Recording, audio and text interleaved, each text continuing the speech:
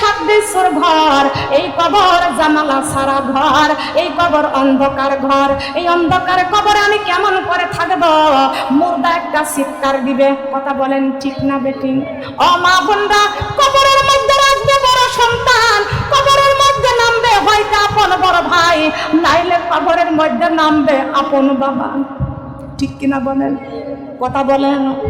মা গো, একটা সন্তান যখন কবরে রাখা হয়, তার বাবা নিজের হাতে মেয়েকে কবরে নামাইয়া দিল।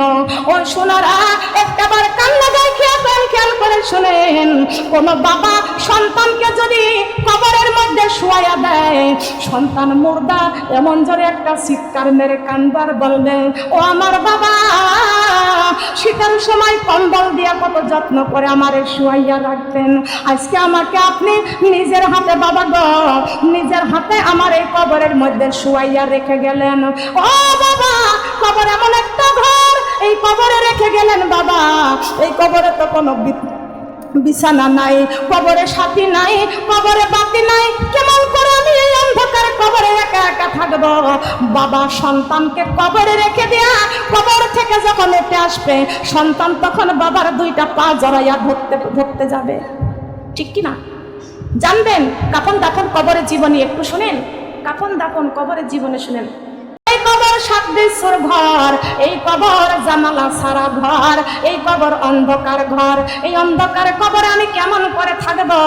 মুর্দা একটা চিৎকার দিবে। কথা বলেন ঠিক না বেঠিক?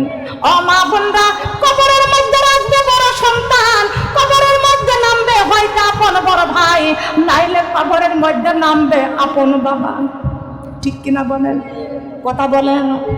মা গো, একটা সন্তান যখন কবরে রাখা হয়, তার বাবা নিজের হাতে মেয়েকে কবরে নামাইয়া দিল। ওই সোনারা একবার কান্না গায়ে খেয়াল করে শুনেন, কোন বাবা সন্তানকে যদি কবরের মধ্যে শুয়াইয়া দেয়, সন্তান মুর্দা এমন জোরে একটা চিৎকার মেরে কানবার বলবে, ও আমার বাবা, শীতের সময় কম্বল দিয়া কত যত্ন করে আমারে শুয়াইয়া রাখতেন, আজকে আমাকে আপনি নিজের হাতে বাবা গো, নিজের হাতে আমার এই কবরের মধ্যে শুয়াইয়া রেখে গেলেন। ও বাবা, কবর এমন একটা ঘর, এই কবরে রেখে গেলেন বাবা। এই কবরে তো কোনো বিছানা নাই, কবরে সাথী নাই, কবরে বাতি নাই, কেমন করে আমি এই অন্ধকার কবরে একা একা থাকবো? বাবা সন্তানকে কবরে রেখে দেয়া, কবর থেকে যখন উঠে আসবে সন্তান, তখন বাবার দুইটা পা জড়াইয়া ধরতে যাবে। ঠিক কিনা? জানবেন কাফন দাফন কবরের জীবনী একটু শুনেন, কাফন দাফন কবরের জীবনে শুনেন। এই যে কাফন দাফন কবরের জীবনী গোমা, সন্তান কবরে বাবার পাও জড়াইয়া ধরতে যাবে, কিন্তু ক্ষমতা আছে নাকি? আছে? ক্ষমতা নাই। মা গো, ক্ষমতা নাই। সন্তান বাবার পাও ধরতে যাবে, কিন্তু কোনো ক্ষমতা নাই।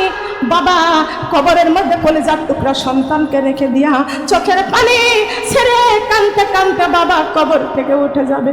সন্তান চিৎকার দিয়ে কান্দে, মুর্দার কান্না কোনো জিন্দারা শুনতে পারবে না। বলেন শুনতে পারবে? শুনতে পারবে? একটা মা যখন মরিয়া যাবে, সেই মাকে যখন কবরস্থ করা হয়, তখন জিন্দাদের মধ্যে আপন জনদের মধ্যে ডাক দিয়ে কয়, কে আসো? এই মুরব্বী সন্তান কে আসো?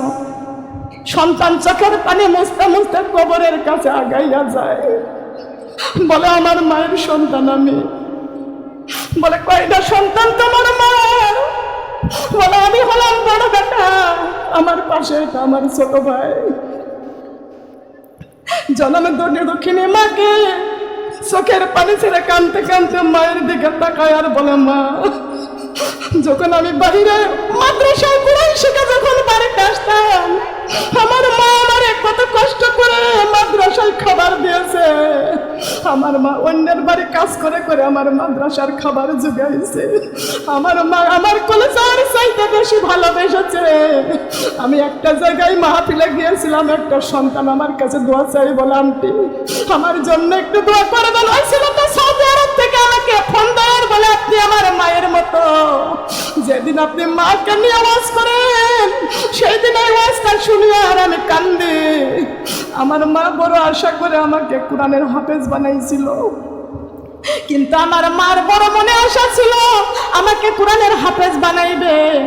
আমার মা কোরআনের হাফেজ হয়ে, আমি কোরআনের হাফেজ হয়ে গেলাম, আমার মা ক্যান্সার রোগে আক্রান্ত হয়ে গেল। আমি হাফেজ হওয়ার পরে মাওলানা লাইনে পড়াশোনা করতেছি, হঠাৎ একদিন শুনতে পাই আমার নাকি ব্লাড ক্যান্সার হয়েছে, আমার মা নাকি বাঁচবে না। মাদ্রাসায় ছুটি নিয়ে বাড়িতে আসলাম মাকে দেখার জন্য।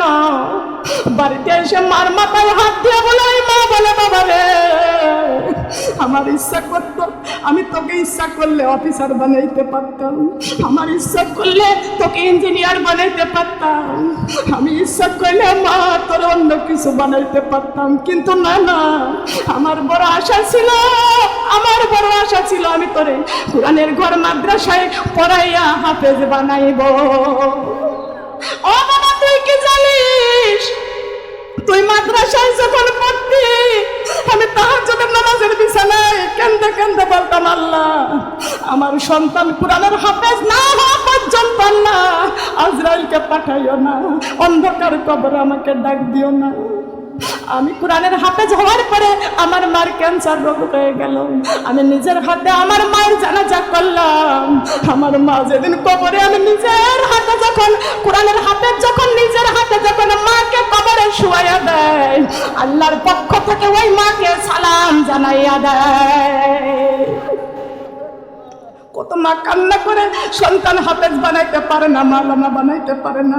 কত মা তাহাজ্জুদের নামাজের বিছানায় কান্দে। শুনেরা, একটাবার খেয়াল করে শুনিয়া যান, আপনার সন্তান আপনি হাফেজ বানাইতে পারেন নাই, মাওলানা বানাইতে পারেন নাই, আপনার টাকা দিয়া মাদ্রাসায় ওই সন্তানদের একটু সাহায্য সহযোগিতা করে না।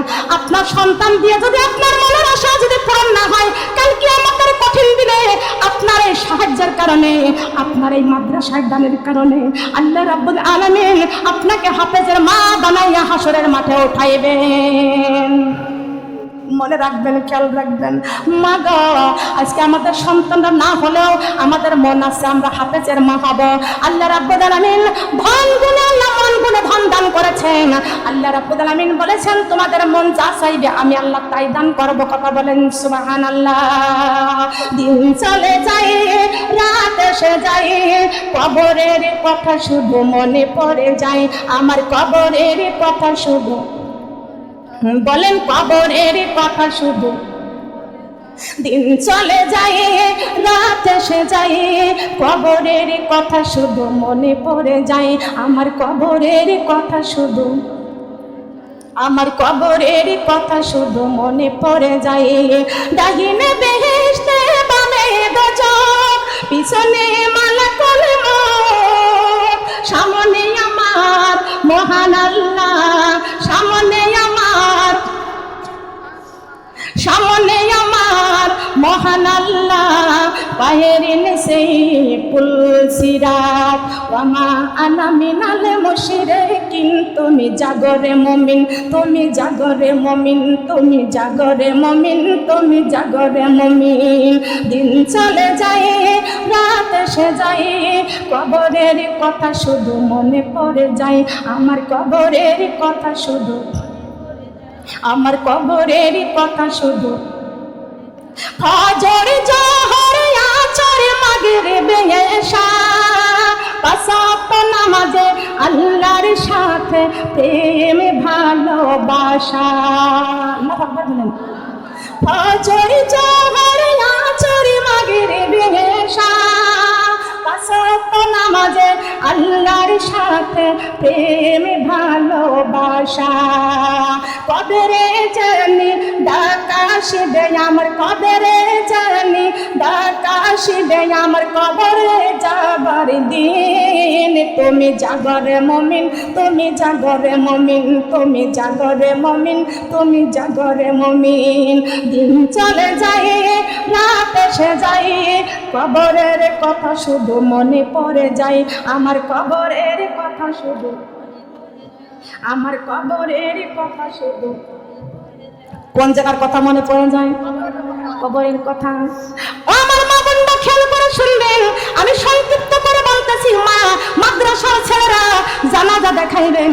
ওই যে মার কথা বলতেছি গো মা, সন্তান কোরআনের হাফেজ, কবরের মধ্যে মাকে শোয়া দিল, জন্ম দক্ষিণী মা দুইটা হাত দিয়ে পাও জড়াইয়া ধরতে যাবে। বাবারে কত কষ্ট করে করে লেখাপড়া করাইছি রে বাবা, মাদ্রাসার কোরআনের হাফেজ বানাইছি।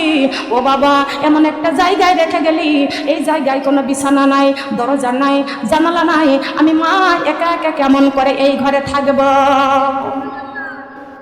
সন্তান কবর থেকে চলে যাবে, বাঁশের খোপা বিছাইয়া, কলা পাতা বিছাইয়া, মাটি দিবে দুই পাও দিয়া পারাইয়া, মাটি দিবে দুই পাও দিয়া পারাইয়া, মুক্তা চিৎকার দিয়া কান্দে।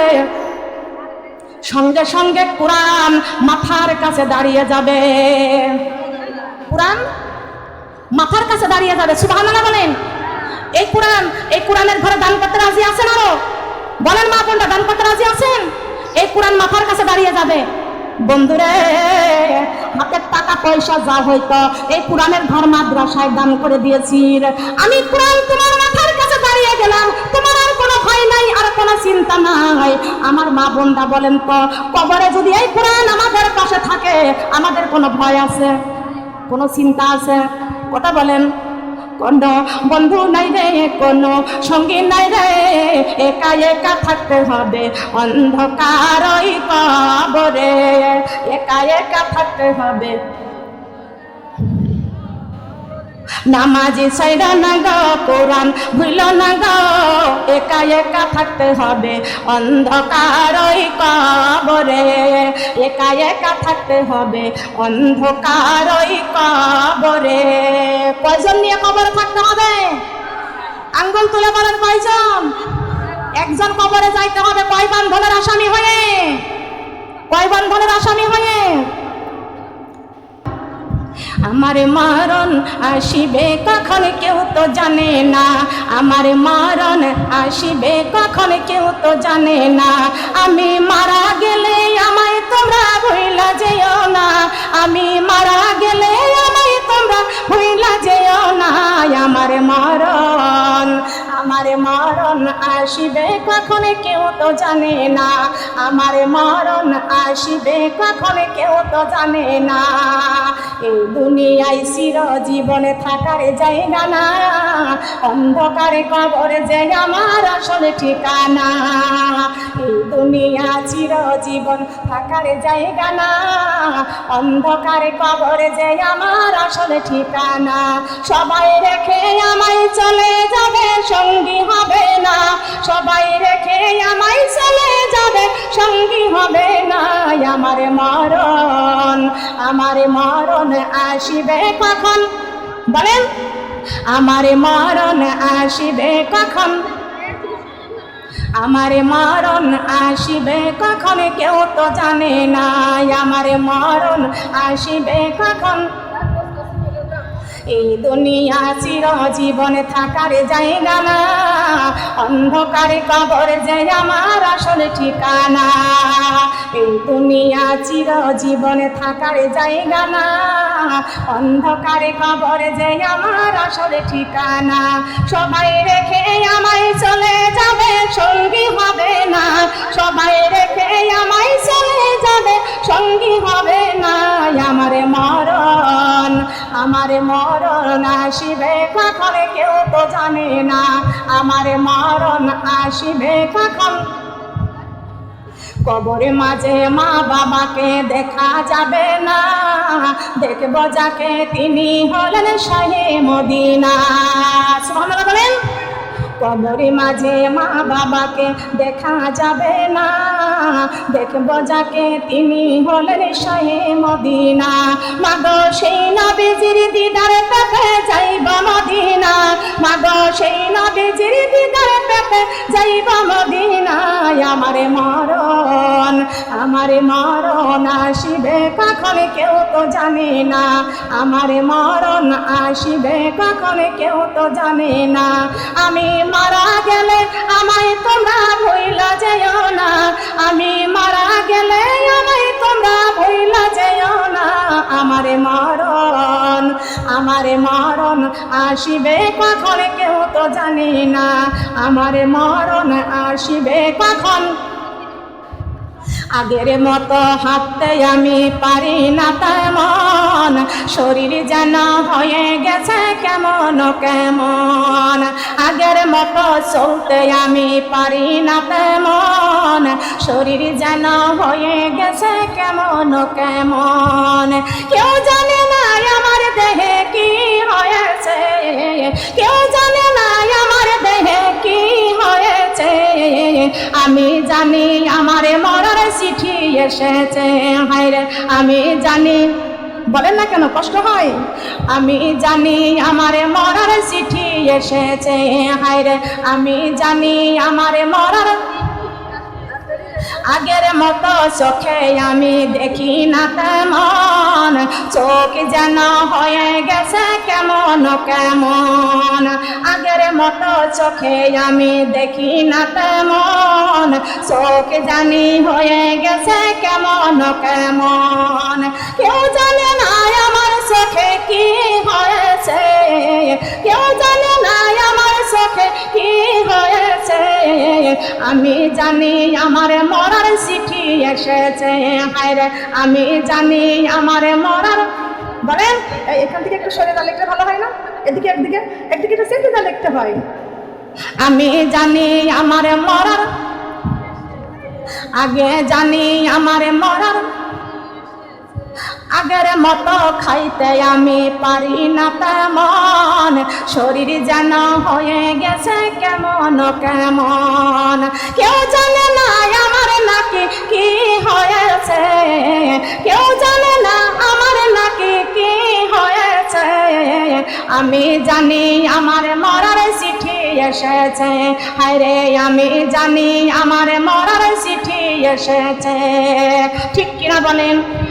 আগের মতো হাঁটতে পারেন, আগের মতো খাইতে পারেন, আগের মতো কি এক ঝুড়ি মাটি উঠাইতে পারেন, আগের মতো কাজ করতে পারেন, আগের মতো খাইতে পারেন না, আগের মতো চলতে পারেন না।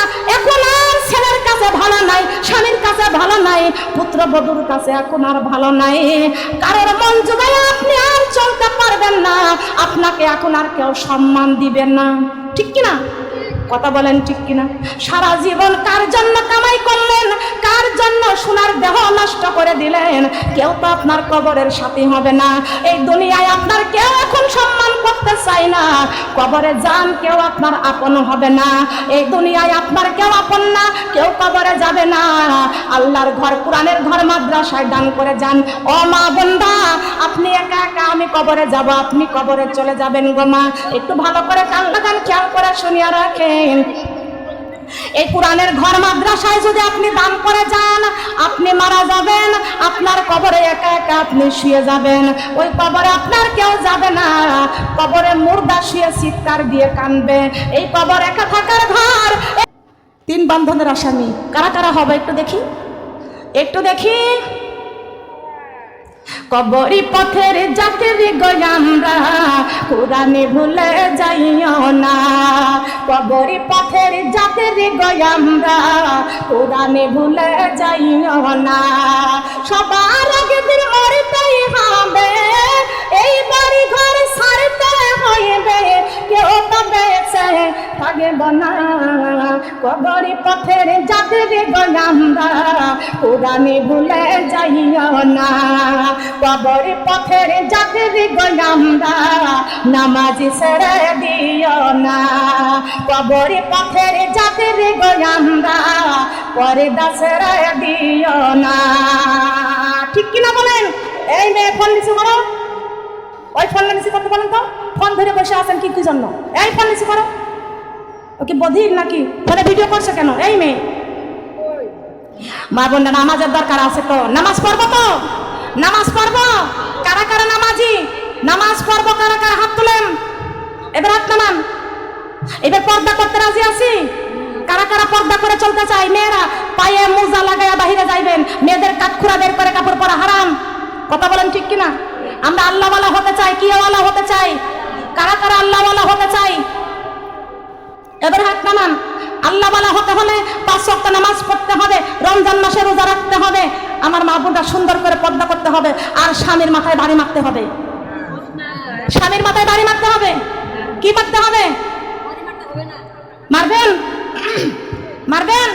স্বামীকে সম্মান করবেন তো? স্বামীকে যদি সম্মান না করেন ফাতেমার সাথে জান্নাতি হতে পারবেন না। স্বামীকে সম্মান করবেন তো? স্বামীকে সালাম দিবেন তো আজকে থেকে? স্বামীকে সালাম দিলে 3টা পুরস্কার পাওয়া যায়। কি পাওয়া যায়?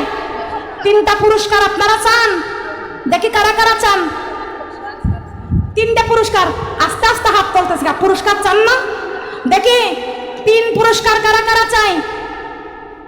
অনেকে হাত পুরস্কার চায় না। কপাল পুরা মুসলমান। হ্যাঁ, হাত তুলেন, লম্বা করে হাত তুলেন, লম্বা করে।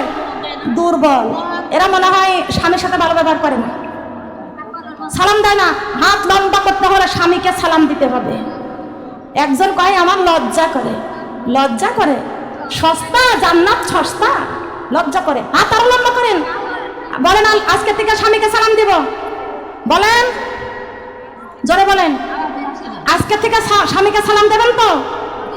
দেবেন? আপনি বলছেন জি আমি তো শুনতেছি না, সামনে কারো শুনতেছি না। স্বামীকে সালাম দেবেন তো? বলেন যে দেব। দিবেন তো? ঠিক আছে। সালামের মধ্যে 3টা পুরস্কার। আল্লাহু আকবার। হাত নামান। প্রথম পুরস্কার হলো রহমত, দ্বিতীয় পুরস্কার হলো শান্তি। প্রথম পুরস্কার রহমত, দ্বিতীয় পুরস্কার বরকত, তৃতীয় পুরস্কার শান্তি। সুবহানাল্লাহ বলেন। আমি আর একটা আমল আপনাদেরকে দিয়ে যাই, সেই আমলটা কি শুনবেন? আপনারা প্রত্যেক দিন দিনের বেলায় না পারেন রাতের বেলায় যখন খাবার খাইতে বসেন 3 নৌকা ভাত স্বামীর মুখে তুলে দিবেন। কে কে স্বামীকে মুখে তুলে খাবার খাওয়াইয়া দেবেন? কারা কারা একটু হাত লম্বা করেন। কয় যে আপা আমার স্বামীরা দেখতে পারে না। স্বামী দেখতে পারবে কি সত্য নাকি? একদিনও স্বামীর মুখে তুলে ভাত খাওয়াইয়া দেয় নাই মেয়ে। কথা বলেন ঠিক কিনা? আপনি যদি 1 নৌকা ভাত আপনার স্বামীর মুখে তুলে আদর করে ভালোবেসে যদি খাওয়াইয়া দেন, আপনার স্বামী সারা দিন আপনাকে ভুলবে না। সুবহানাল্লাহ বলেন।